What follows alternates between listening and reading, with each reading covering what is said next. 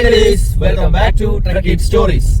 കുറെ നാളായിട്ട് വെയിറ്റ് ചെയ്യേണ്ടായിരുന്ന ഒരു സിനിമ, രേഖാചിത്രം. നമ്മുടെ സ്വന്തം ആസിഫ് അലി നായകനായിട്ട് അഭിനയിക്കുന്ന രേഖാചിത്രം റിലീസ് ആയിട്ടുണ്ട്. അപ്പൊ നമ്മള് ഫസ്റ്റ് ഷോ തന്നെ കണ്ടിട്ട് ഇറങ്ങിയതാണ്. നല്ലൊരു ഡീസന്റ് ത്രില്ലർ എന്ന് തന്നെ പറയാം. നല്ലൊരു കിടിലം പടം.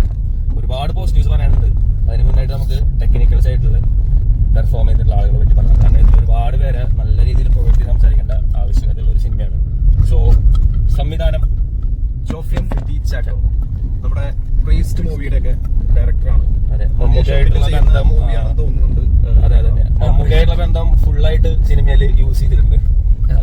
മൂവി റിലീസ് ചെയ്യുന്നതിന് മുമ്പ് മമ്മൂട്ടിയുടെ അനുവാദം ഇല്ലാതെ ഇറക്കാൻ പറ്റാത്തൊരു മൂവി, കൺസെന്റ് ഇല്ലാണ്ട് ഈ പടം തന്നെ സൃഷ്ടിക്കാൻ പറ്റില്ല എന്നുള്ളൊരു സംഭവം ഉണ്ടായിരുന്നു, പറഞ്ഞിട്ടുണ്ടായിരുന്നു അവര്. അതെന്താണെന്നുള്ളത് പടം കണ്ടു കഴിയുമ്പോൾ നമുക്ക് മനസ്സിലാവും. ഈ പറയുമ്പോൾ ഒത്തിരി ലൗഡല്ലാത്ത സിമ്പിൾ ആയിട്ടുള്ള അത്യാവശ്യം ത്രില്ലിംഗ് ആയിട്ടുള്ള നല്ലൊരു മൂവി ആയിട്ടാണ് തോന്നിയത്. ഭയങ്കര ഇമോഷണലി കണക്ട് ആവുന്നത്. അതായത് നമുക്ക് ഒരുപാട് ത്രില്ലർ സിനിമകളിലെ ഫ്ലാഷ് ബാക്കിലൊക്കെ പോകുമ്പോൾ എപ്പോഴും കുറെ സിനിമകൾ പരാജയപ്പെടാൻ അല്ലെങ്കിൽ ഒരു വിചാരിച്ച ഒരു എക്സ്പെക്ടേഷനിലേക്ക് എത്താത്തതിന്റെ കാരണം തന്നെ അതിന്റെ ഇമോഷണൽ കണക്ട് ആണ്. ഇപ്പോൾ അഞ്ചാം പാതിയിലൊക്കെ കണ്ടിട്ടുള്ള പോലെ ഒരു ഇമോഷണൽ കണക്ട് ആണല്ലോ. ഇതിൽ അങ്ങനത്തെ ഒരു വലിയൊരു സംഭവം അല്ലെങ്കിൽ പോലും അത് ഭയങ്കരമായിട്ട് ക്ലൈമാക്സ് ഒക്കെ ആകുമ്പോഴേക്കും നമുക്ക് പടത്തിൽ നമുക്ക് ഫുള്ളായിട്ട് നമ്മൾ ഇന്നാവും. അതായത് ആ ഇമോഷൻ, ആ ട്രാക്കിൽ നമ്മൾ ഓട്ടോമാറ്റിക് വരും. അത് മമ്മൂട്ടിനെ വെച്ച് കണക്ട് ചെയ്യുന്ന ഒരു സംഭവം ഉണ്ട്. ക്ലൈമാക്സിൽ വരുന്ന ആ ഒരു സംഭവമാണ് ആ ഒരു സിനിമേനെ ബേസ് ചെയ്തിട്ടാണ് ആ സിനിമയായിട്ട് ബ്ലെൻഡ് ചെയ്തിട്ടാണ് കഥ എടുക്കുന്നത്. അത് വെറുതെ ബ്ലെൻഡ് ചെയ്തൊന്നുമില്ല. സാധാരണ നമ്മള് ഒരു ഇൻസിഡന്റിൽ ഇങ്ങനെ പറഞ്ഞു പോകും, ഇന്ന സ്ഥലത്ത് വെച്ച് സംഭവിച്ച ഒരു സംഭവം, അങ്ങനെ പറഞ്ഞു പോണ ഒരുപാട് സിനിമകൾ കണ്ടിട്ടുണ്ടാവും. പക്ഷെ ഇത് ഫുള്ള് നമ്മുടെ കാതോട് കാതോരം സംവിധാനം ചെയ്തിട്ടുള്ള പടത്തിൽ ഫുള്ള് സംസാരിക്കുന്നത് അതിനെ പറ്റിയാണ്.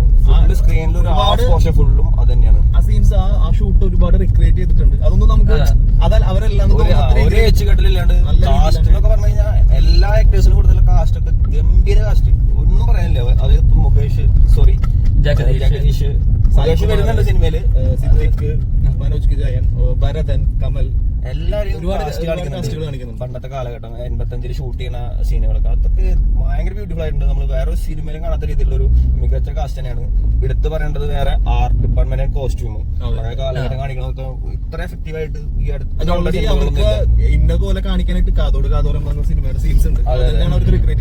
നല്ല രീതിയിൽ അടിപൊളിയായിട്ട് ചെയ്ത് വെച്ചിട്ടുണ്ട്. എക്സിക്യൂഷൻ എന്ന് പറയുന്നത് ഗംഭീരമായിട്ടുണ്ട്. കാരണം അതുപോലെ തന്നെ സ്ക്രിപ്റ്റ് എന്താണോ ഡിമാൻഡ് ചെയ്തിട്ടുള്ളത് അത് കിടിലനായിട്ട് ആള് ഡയറക്ട് ചെയ്ത് വെച്ചിട്ടുണ്ട്. ഇതെന്ന് വെച്ച് കഴിഞ്ഞാൽ നോർമൽ ഒരു സ്റ്റോറി അല്ല കാണിക്കുന്നത്. ഒരു സിനിമ ഷൂട്ടിങ്ങിൽ നടന്നിട്ടുള്ള ഒരു സംഭവത്തിനെ ബേസ് ചെയ്തിട്ടുള്ള സ്റ്റോറി ആയിട്ടാണ് പടം വന്നത്. ഈ പടം മുന്നോട്ട് പോകുമ്പോൾ നമുക്ക് ട്വിസ്റ്റുകൾ വരുന്നതും ഈ കാതോട് കാതോരത്തായിട്ട് ബന്ധപ്പെട്ടിട്ടാണ് വരുന്നത്. അപ്പൊ അതൊക്കെ ഭയങ്കര ഇൻട്രസ്റ്റിംഗ് ആയിട്ട് റിയൽ ഇൻസിഡന്റ് ആണോ, ആ ഷൂട്ടിന്റെ ലൊക്കേഷനിൽ സംഭവിച്ചാണെന്ന് പോലും നമുക്ക് വിശ്വസിച്ച് പോകുന്ന രീതിയിലുള്ള രീതിയിലാണ്. ഇത് റിയൽ ലൈഫ് സ്റ്റോറി ആണെന്ന് തോന്നിപ്പോകും നമുക്ക്. കാരണം ഇങ്ങനെ ഇത്രയും ക്ലിയർ ആയിട്ട് ഇവർ ഇതിനെ പറ്റി സംസാരിക്കും. ഇത്രയും ക്ലിയർ ആയിട്ട് ഒരു സംഭവത്തിനെ ഈ ഒരു ലൊക്കേഷനിൽ വെച്ചിട്ട് ഒരു പടത്തിലും മലയാള സിനിമയിൽ നമ്മൾ കണ്ടിട്ടില്ലേ. മലയാള സിനിമയിൽ നല്ല വേറെ ഒരു സിനിമയിൽ അങ്ങനെ ഒരു സ്ക്രിപ്റ്റ് കണ്ടിട്ടില്ല എന്ന് പറയാം. കിട്ടില്ല പരിപാടി, ഭയങ്കരമായിട്ട് ഇഷ്ടപ്പെട്ടു. അപ്പോ സ്ക്രിപ്റ്റിനെ പറ്റി പറയുമ്പോൾ രാമു സുനിൽ അതുപോലെ തന്നെ ജോൺ മാന്ത്രിക്കലാണ് റൈറ്റർ അതുപോലെ തന്നെ സ്ക്രീൻ പ്ലേ ചെയ്തിട്ടുള്ളത്. പിന്നെ അതിലെടുത്ത് പറയേണ്ട സിനിമാറ്റോഗ്രാഫർ അപ്പു പ്രഭാകർ അതുപോലെ തന്നെ ഷമീർ മുഹമ്മദ് ആണ് എഡിറ്റിംഗ് ചെയ്തിട്ടുള്ളത്. സ്ക്രിപ്റ്റ് പറഞ്ഞല്ലോ ഓൾറെഡി നല്ല മുഹമ്മദ് ഇപ്പോ മാർക്കോല് കണ്ടാണല്ലോ നമ്മള് ആളുടെ കലാവിരുദ്ധ, അടിപൊളിയായിട്ടുണ്ട്. പിന്നെ എടുത്തു പറയേണ്ടതാണ് ബാക്ക്ഗ്രൗണ്ട് സ്കോർ, മ്യൂസിക് വരുന്നത്. അത് ഇങ്ങനെ ഒരു ത്രില്ലർ മൂവി ആകുമ്പോ നമ്മൾ ഒരുപാട് സിനിമകൾ കണ്ടിട്ടുള്ളതാണ്. അത് അത്രയും നമുക്ക് എൻഗേജിംഗ് ആയി നമ്മളെ ത്രില്ല് അടിപ്പിക്കാൻ വേണ്ടിയിട്ട് ഒരു മ്യൂസിക് ഡയറക്ടർക്ക് സാധിക്കുക. അത് കിട്ടിലനായിട്ട് ബാക്ക്ഗ്രൗണ്ട് സ്കോറിൽ പിടിച്ചിട്ടുണ്ട്. ഇതാണ് ഓർമ്മയുള്ള മൂവി. പിന്നെ അതുപോലെ 2 സോങ്സ് വരുന്നുണ്ട്, നല്ല കിഡിലെ സോങ്സ് തന്നെ. അതായത് നല്ലൊരു സിമ്പിൾ സോങ്സ് ആണ് രണ്ടും, പക്ഷെ നല്ല ഇമോഷണലി കണക്ട് ആവുന്ന രീതിയിലുള്ള ലിറിക്സും പാടിയേക്കുന്നതാണെങ്കിലും മ്യൂസിക് ആണെങ്കിലും ഒക്കെ സൂപ്പർ ആയിട്ടുണ്ട്. മ്യൂസിക് ഡിപ്പാർട്ട്മെന്റ് അടിപൊളി, BGM ഒക്കെ നല്ല രസമായിട്ട് തന്നെ വന്നിട്ടുണ്ട്, ചെയ്തിട്ടുണ്ട്. അപ്പൊ ടെക്നിക്കൽ സൈഡിലൊക്കെ നല്ല രീതിയിലുള്ള പെർഫോമൻസ് തന്നെയാണ് എല്ലാവരുടെ ഭാഗത്തുനിന്നും വന്നിട്ടുള്ളത്. ഇനി നേരെ പെർഫോമൻസ് വരികയാണെങ്കിൽ ഫസ്റ്റ് നമ്മൾ പറയാനുള്ളത് ആസിഫ് അലി തന്നെയാണ്. ആസിഫ് അലിക്ക് എന്തുകൊണ്ടും 2024 കിഡിലനായിട്ടുള്ള വർഷമായിരുന്നു. അദ്ദേഹത്തിന്റെ ഏറ്റവും നല്ല ചിത്രങ്ങൾ വന്ന ഇറങ്ങിയുള്ള ഒരു വർഷം തന്നെയായിരുന്നു 24. അതുപോലെ സ്റ്റാർട്ടിങ് 25-ലും സ്റ്റാർട്ടിങ് അതുപോലെ തന്നെ ഒരു നല്ല മൂവിയിലൂടെ തന്നെ തുടങ്ങിയിട്ടുണ്ട്. അതെ.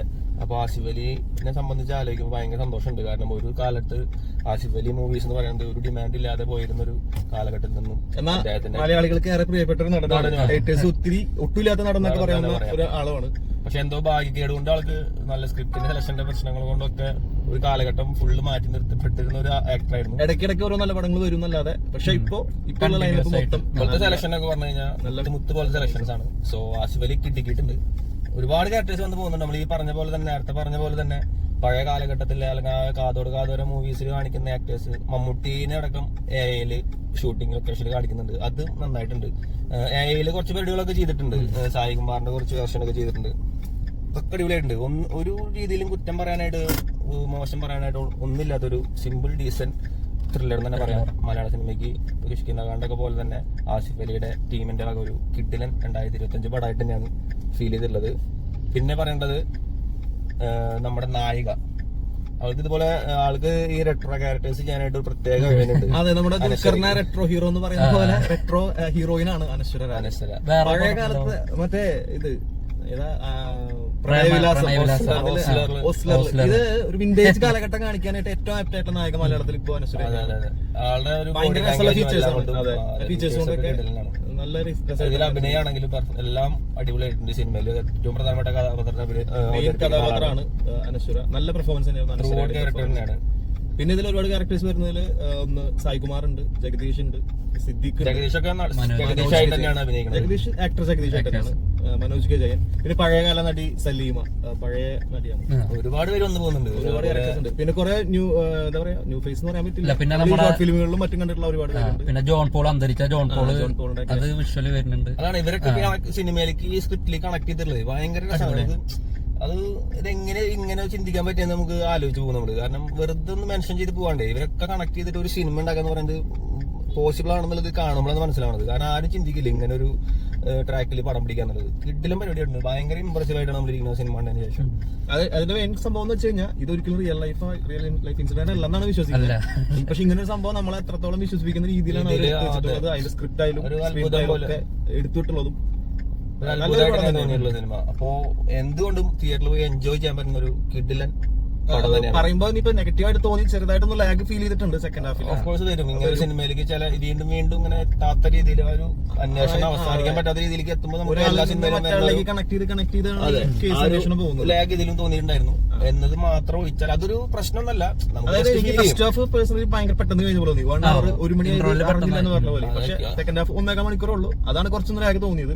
പക്ഷെ ക്ലൈമാക്സിനോട് എടുക്കുമ്പോഴും ക്ലൈമാക്സ് ആയപ്പോഴൊക്കെ ഭയങ്കര സാറ്റിസ്ഫൈഡ് ആയിരുന്നു. അല്ലെങ്കിൽ ഭയങ്കര ഇമോഷണൽ ഭയങ്കരമായിട്ട് നമുക്ക് പടത്തിൽ ഇത് സാധാരണ ഒരു സിനിമ കാണുന്നതിന് പകരമായിട്ടേ നമുക്ക് ഈ പണ്ട് കാലത്തെ സിനിമയുടെ ഉള്ളിലത്തെ ഷൂട്ടിങ് അതൊക്കെ ഭയങ്കര അത് കൂടാതെ ഇങ്ങനെ ഒരു നല്ലൊരു ഇമോഷണലി അതിന്റെ ഒരു ക്ലൈമാക്സ് ഫിക്സ് ചെയ്തതും അതിൽ മമ്മൂട്ടിനെ എൻട്രി ചെയ്തിട്ടുള്ളതൊക്കെ കിട്ടിലും പരിപാടിയായിട്ടുണ്ട്. അപ്പൊ എന്തുകൊണ്ട് ഒരു അടിപൊളി 2025 സ്റ്റാർട്ടിങ് തന്നെയാണ് ആസിഫ് അലിക്കും മലയാള സിനിമയ്ക്കും കിട്ടിയിട്ടുള്ളത്.